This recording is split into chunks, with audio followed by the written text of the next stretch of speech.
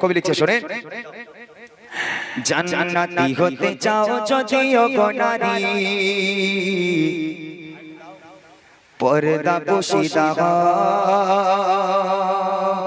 ও গো মা জননী।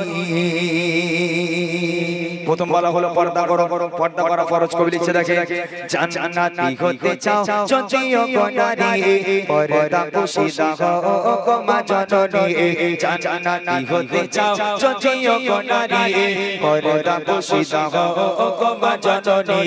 শোনো না শোনো না ও গো মা বোনেরা, শোনো না শোনো না ও গো মা বোনেরা, কেমন ছিল মা ফাতিমা জননী। জান্নাতি হতে চাও যদিও গো নারী, পর্দা পোশিদা ও গো মা জননী।